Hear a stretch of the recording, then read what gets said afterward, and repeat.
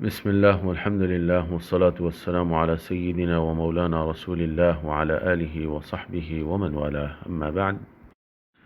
اگر کوئی سید صاحب معاویہ بن ابی سفیان کی مذمت اور برائی بیان کرتے ہیں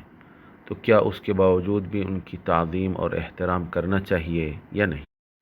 تو جاننا چاہیے کہ معاویہ ابن ابی سفیان کے متعلق شروع سے اہل سنت والجماعت کی دو رائے ہیں، ایک مذمت کرنے کی رائے اور ایک خاموشی اختیار کرنے کی رائے، جیسا کہ الحبیب علی زین العابدین الجفری دامت برکاتہم العالیہ نے بیان کیا۔ اور مذمت بیان کرنے والے لوگوں میں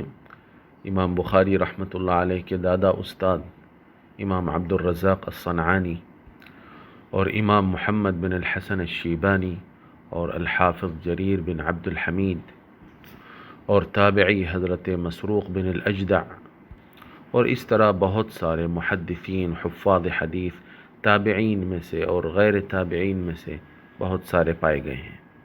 تو یہ سید صاحب اس مسئلے میں ان اماموں کی تقلید کرتے ہوئے اگر ان کی مذمت بیان کریں تو یہ اہل سنت والجماعت کے طریقے سے ہٹی ہوئی کوئی بات نہیں ہے۔ تو ذم معاویہ بن ابی سفیان کے باوجود بھی ان کا احترام اور ان کی تعظیم واجب رہے گی، اور اگر بالفرض مان لیا جائے کہ ان کے اندر فسق، فجور اور حقیقت میں بدعقیدگی موجود ہو تب بھی ان کا احترام اور ان کی تعظیم اسی طرح باقی رہے گی، اور جب تک ان کا کفر ثابت نہ ہو جائے کہ وہ کافر ہو چکے ہیں اور دین اسلام کو چھوڑ چکے ہیں اس وقت تک ان کی تعظیم اور احترام اسی طرح واجب رہے گا۔ چنانچہ فتاوی رضویہ جلد نمبر 22 کتاب الحظر والاباحہ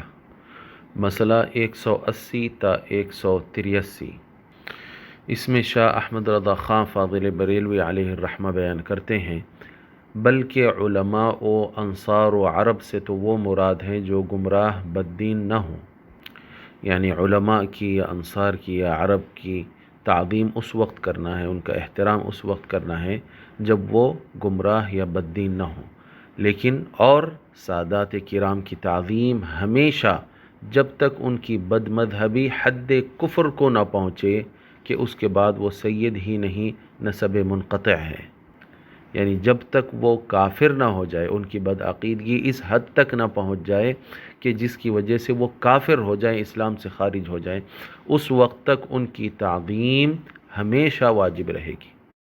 اور فقہ حنفی کی معتبر کتاب مجمع الانہر کے حوالے سے بیان کرتے ہیں اسی فتوے میں، الاستخفاف بالاشراف والعلماء کفر، سادات کرام اور علماء کی تحقیر کفر ہے، اور اس میں شعب الایمان کی حدیث نمبر 1614 1614 کو لاتے ہیں، جو میری اولاد اور انصار اور عرب کا حق نہ پہچانے وہ 3 علتوں سے خالی نہیں ہے، یعنی 3 خرابیوں سے خالی نہیں ہے، یا تو منافق ہے یا حرامی ہے یا حیضی بچہ ہے۔ اور اسی طرح اس کے بعد والا مسئلہ 184 میں بھی بیان فرماتے ہیں کہ جب تک کہ سید کفر کی حد تک نہ پہنچے اس وقت تک اس کی تعظیم نہ جائے گی، یعنی اس کی تعظیم اس وقت تک بھی کرنا لازم رہے گا۔ اور امام قرطبی رحمۃ اللہ علیہ اپنی تفسیر میں سورہ شورى میں آیت مودت کی تفسیر میں بیان کرتے ہیں کہ اللہ کے رسول صلی اللہ علیہ وآلہ وسلم نے ارشاد فرمایا، حرمت الجنة على من ظلم اہل بیتی وآذانی فی عترتی، جنت حرام ہے اس شخص پر جس نے میرے اہل بیت پر ظلم کیا اور مجھے میرے خاندان والوں اور میرے قریبی رشتہ داروں کے معاملے میں مجھے تکلیف پہنچائی۔ اور کنز العمال میں متقی الہندی رحمۃ اللہ علیہ روایت کرتے ہیں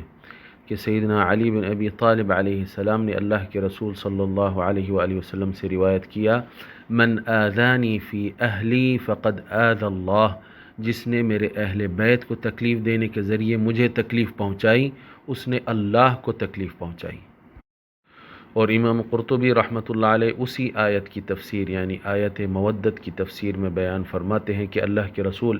صلی اللہ علیہ وآلہ وسلم نے ارشاد فرمایا، وَمَن مَاتَ عَلَى بُغْضِ آلِ مُحَمَّدٍ، اور جس کو موت بغض آل محمد پر آئے، جاء یوم القیامتی، کہ قیامت کے دن وہ اس حال میں آئے گا کہ مکتوباً بین عینیہ ایس الیوم من رحمت اللہ، کہ اس کے دونوں آنکھوں کے درمیان یہ لکھا ہوا ہوگا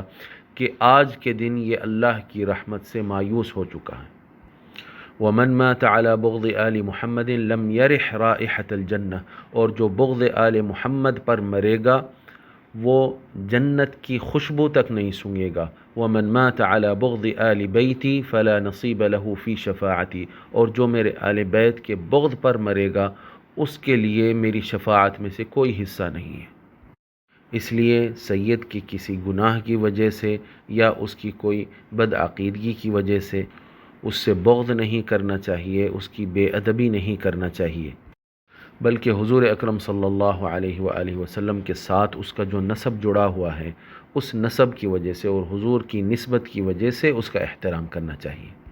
کیونکہ سید کا احترام اس کے اعمال کی وجہ سے نہیں ہوتا ہے یا اس کی سوچ کی وجہ سے، اس کی فکر یا عقیدے کی وجہ سے نہیں ہوتا ہے،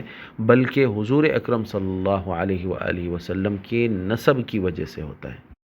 اور حضور اکرم صلی اللہ علیہ وآلہ وسلم سے جس کا نسب جڑا ہوا ہے، یہاں یہ بات بھی معلوم ہو جانا چاہیے کہ وہ کافر ہو ہی نہیں سکتا، کیونکہ حدیث شریف میں آیا ہے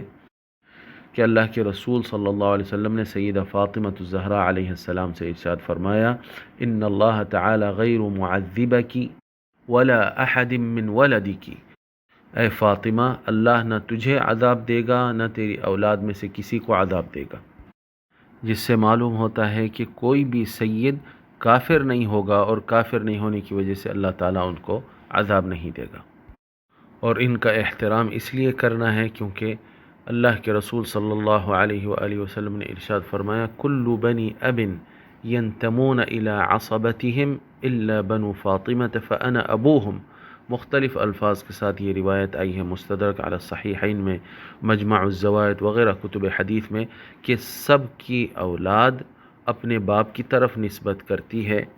سوائے اولاد فاطمہ کے کہ میں ان کا باپ ہوں، اور فرمایا فاطمہ بضعۃ منی، پورے سادات کو جو شرف مل رہا ہے، جو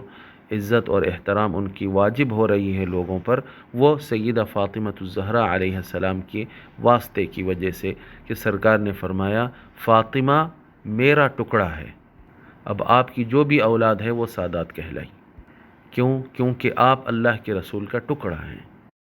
اور حضور اکرم صلی اللہ علیہ وآلہ وسلم کا ارشاد ہے، احب اہل بیتی لحبی، میرے اہل بیت سے محبت میری خاطر کرو، اہل بیت کی خاطر نہیں بلکہ اللہ کے رسول کی خاطر کرنا ہے۔ تو حضور کے نسب کی وجہ سے ان کا احترام کرنا ہے، اور جب تک کفر ثابت نہ ہو جائے، واضح طور پر کافر ہونا جس کو کہتے ہیں، اس طرح کا کفر ثابت نہ ہو جائے، اس وقت تک ان کی تعظیم واجب رہے گی، اور کوئی بھی سید صحیح النسب کبھی کافر ہو ہی نہیں سکتا، اس لیے ہمیشہ ہمیشہ سادات کی تعظیم لازم اور واجب رہے گی۔ واللہ ورسولہ اعلم واحکم۔